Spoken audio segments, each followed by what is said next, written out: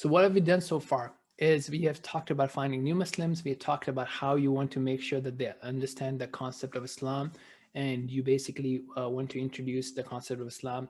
And again, don't make it a one-way dialogue. I've done it as a one-way dialogue, but you want to be comfortable with the message, and you want them to be able to understand that message. It's going to be a dialogue. You're going to use a lot of questions to say, hey, what do you think this world is like?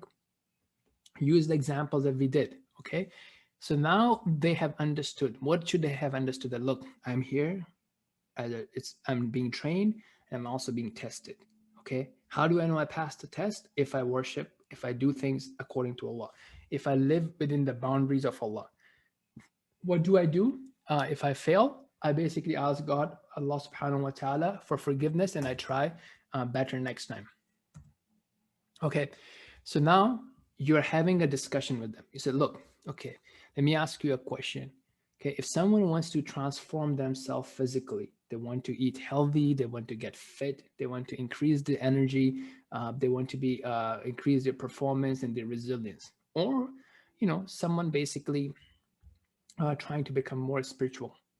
Okay, and then or someone trying to change their business or career. Okay, or they want to enhance their business, they want to enhance their career and whatnot. So if person has such goals, okay, so something really very important to understand, and this is something that comes in a book called Atomic Habits, and we'll talk about it in a little bit later. It's a very important point that look, goals are not the key things. People who achieve their goals, as well as people who do not achieve their goals, have the same goals. What really matters is the process, is the system that you will use to achieve those goals. That's the key thing. So what are some of the things, some of the techniques that a person who is trying to change himself physically or grow his business or career can do? Ask them, what are some of the things? So let's say, a success, one person may say, okay, you know what? I want to make 10 times more than what I'm making right now. Or I want to, reduce my body fat by 10%. What's the difference between someone who's going to achieve it and someone who's not going to achieve it? What are some of the key characteristics of people who achieve their goals? Ask them. What do you guys think? Why don't you tell me some of the things that people can do to achieve their goals? Okay, good. Measurable, work hard, plan. Okay, good. And as you ask them these things, they would also come up with the same thing. Now we want to use the same thing for our main goal. Our main goal is to make it to paradise. Okay, so so when they give you these things, you want to, so this is now you've gotten them to think. Okay, now, so what we are saying is, okay, we want to start with focusing on spiritual. And this is also very important because a lot of people shy away from spirituality, or that, look, our relationship is mainly on the religion, right? So they'll be like, oh, Brother Zubair, I find it hard to talk about Salah. Well, did you not set up a relationship properly? If you are their mentor in a gym, would you be shy to ask them that, hey, you know what? Did you eat ice cream last week? Did you do your 10 push-ups? Did you run 5 kilometers? Would you be shy to ask those questions? Would that be considered being pushy? Right? It just depends on how you've created that relationship. So you want to make sure that, look, this relationship is mainly about spirituality. Okay? Just like this phone, okay? If I charged it this morning, it would still require charge tonight. The charge goes up and down. I cannot say, okay, I have faith. Just like the charge goes up and down, so does faith. Okay, and we want to keep our faith charged. So that's what we want to make sure. So our main thing is to make sure that we are recharging ourselves and we don't lose the charge of faith. Okay, so with that understanding, here is what we're going to do. So we have 4 components to their spiritual success, or you can call them 4 components to our convert coaching. So first one is we want to focus on motivation, or you can think of as the why. So, some of the examples you guys also gave. So for anybody who wants to be successful, it's important for them. One of the key things they can do is change the environment. If you want to be fit or energetic, hang out with people who have the same goal, because they will make sure that when you are spending time with them, they're going to gym, you'll go with the gym with them, right? They're not cheating on their food. You will not cheat on their food. You'll be motivated because of just being in their company. Okay, now second thing, now this is something obviously you don't have it in the non-Muslim space, it's a very important thing is to ask Allah. Okay, asking Allah can make things easy for you. You find it hard to practice Islam, you find it hard to wake up, you find it hard to leave some of the bad habits. One of the key things that you can do is ask Allah.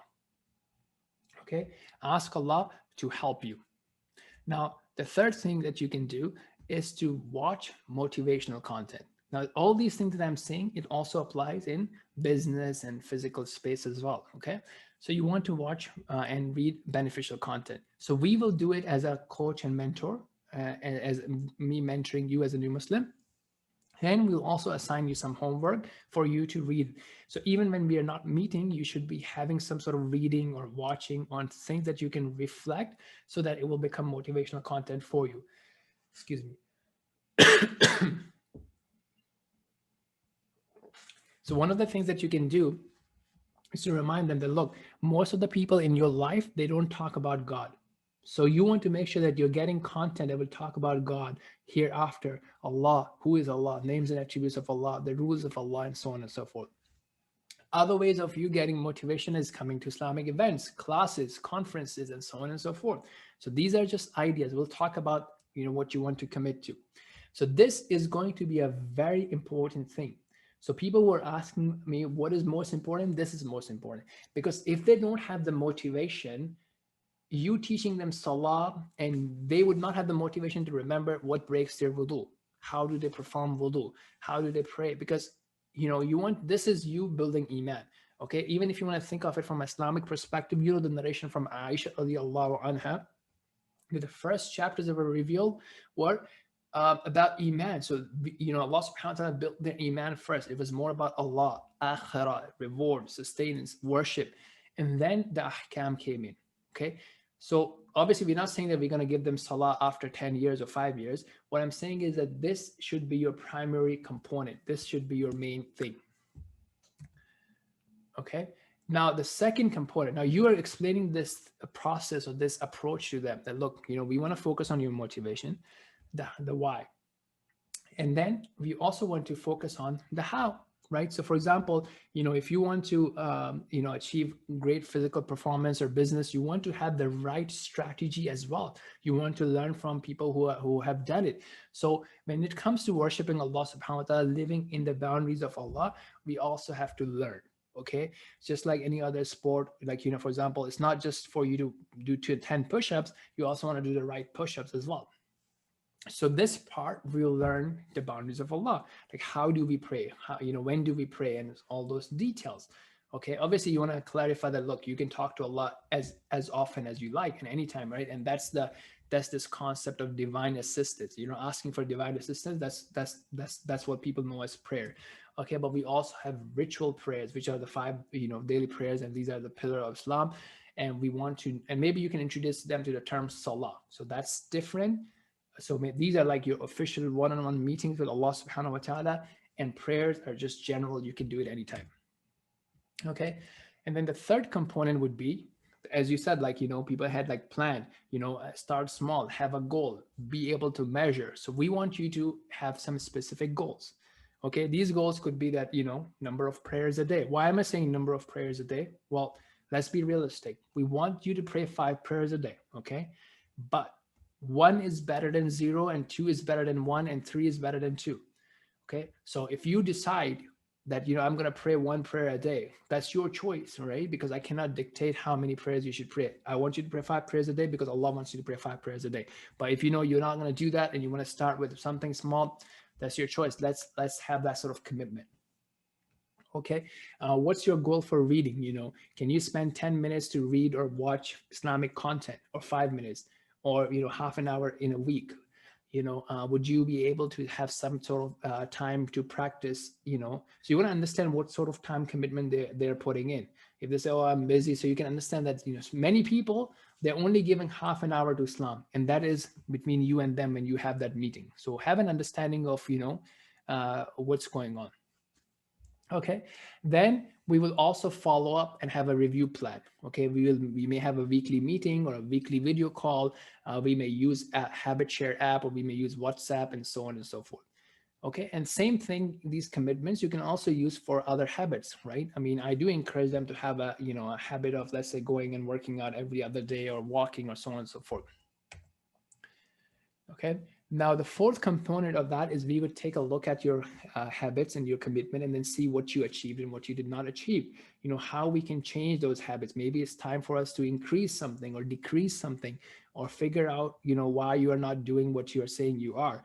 And then we are going to use some techniques to increase your commitment, or to increase your productivity, to increase your results. I highly recommend people to take a look at this book, Atomic Habits. Okay, so here are links. Best thing, get the whole book, read it, understand it, apply it in your life, and use it with the new Muslim. Share it with the new Muslim. If you can't do that, at least start with a text summary or a video summary, and then later on at the author's website, he has actually given some templates to start, like your habit scorecard, and to start some habits and so on and so forth. So using these things are really important. I really, really, really found it beneficial. Okay. So to invest time in this, invest time in your own personal development so you can also develop other people. Okay. So make sure that you practice after you've watched the video, after you've done the module, find a partner and practice this thing, have a discussion around, the 4 components and a plan.